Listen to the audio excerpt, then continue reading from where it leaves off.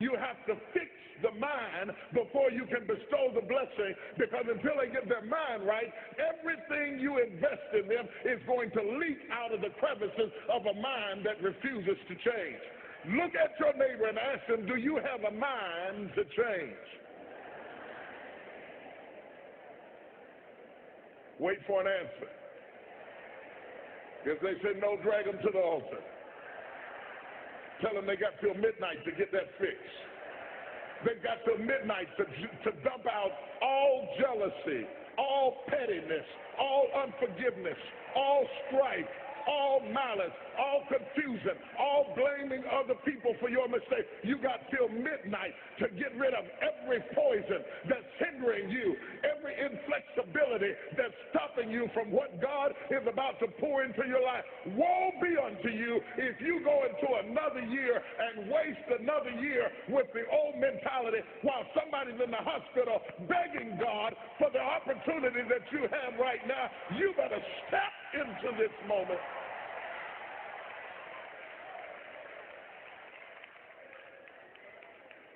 Lay your hands on your head and say, give me a new mind.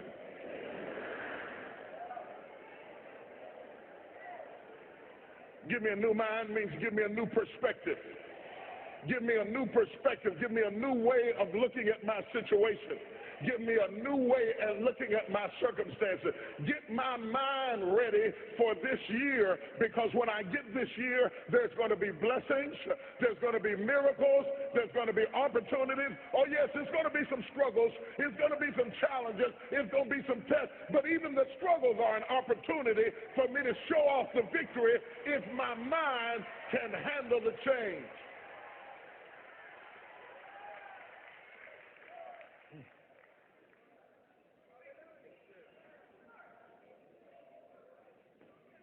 Do you have the mindset to be blessed? You have to decide to be blessed. You have to decide, you know what, this is the day that the Lord has made. I will rejoice and be glad. I will rejoice. As an act of my will, I've decided I'm going to rejoice. I made up my mind. I'm going to be happy. I made up my mind. I'm going to enjoy. I'm as healthy as I'm going to be. I'm as young as I'm ever going to be. I can't get any younger. I can't roll the clock back. With what I got left, I'm going to maximize this. I will rejoice. See, that's getting on somebody's nerves right now, because that old mind can't rejoice. No, not me. I can't rejoice. I'm still angry. I'm not going to rejoice till they apologize. I'm not going to rejoice until he leaves that other woman. I'm not going to rejoice until my children appreciate me. You are wasting time. You have to let the past go and step over into the future and say,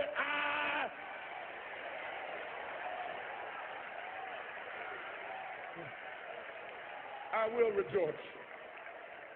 Touch 3 people and tell them there's some things I'm not taking with me in the new year.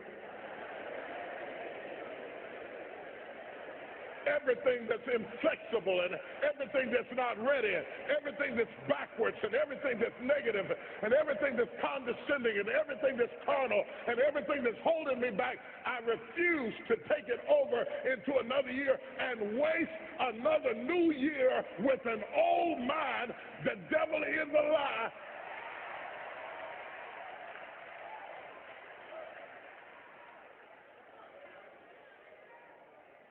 Am I preaching right tonight?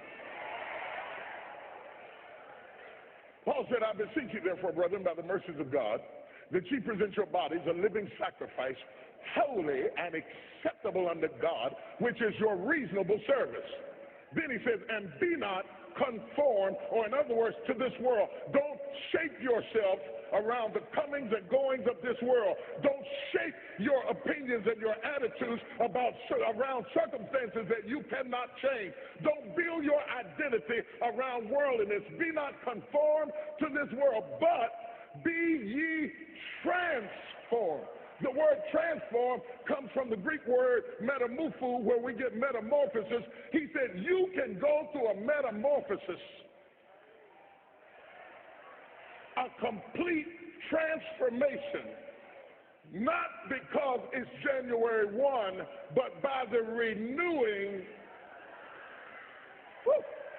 If you knew what I dropped on you just there, you'd just be shouting right now. Dorothy, I want to tell you, you could have been home a long time ago.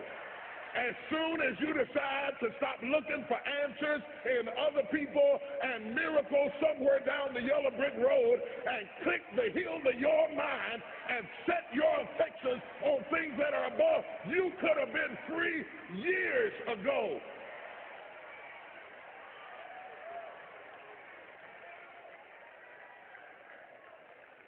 The most powerful tool that you have right now in your life, in your body, is your mind. Your mind is so strong and so powerful that the Bible said it is with the mind that we serve the Lord. Say that with me. It is with the mind that we serve the Lord. That's why the enemy fights you in your mind. He fights you in your mind. For as a man thinketh in his heart, so is he. The devil doesn't have to tie you up for you to be bound. He just has to tie up your head with stress, with worry, with aggravation, with low self-esteem, with pettiness, with anger, with hostility, with rebellion. And he can make you physically sick because your mind is sick. But somebody in here tonight is about to get a miracle in your head.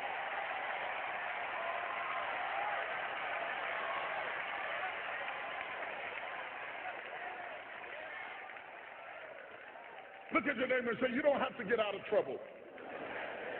Tell them you don't have to get out of trouble before midnight. You just have to get your mind out of trouble. You can get your mind out. You can get your money out. You can get your family out. You can get your job out. You can get your career out. You can get your health out. You can get your prosperity out. If you can get your mind out, no devil in hell, no weapon formed against you, no enemy that hates you, no witch that hexes you can stop you from being free. If you can get your mind out, grab yourself by the hand and say, we're coming out of this.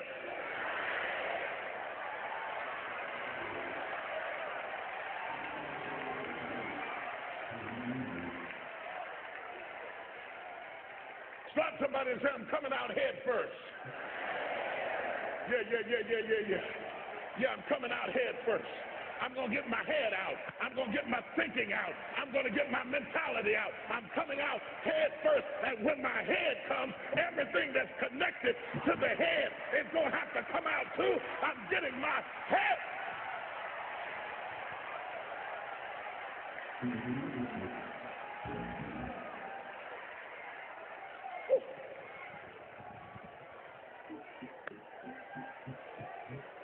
Be ye transformed by the renewing of your mind. Not by the clock striking 12, but by the renewing of your mind. I'm going to tell you why watch night is going to have meaning to you. Not because it's midnight, but because some of you have gone through so much hell last year that the trouble you went through forced you that you know you can't go into the future thinking like you were thinking and feeling like you were feeling. You are forced to the point that you have got to get your head out first and everything else is going to follow.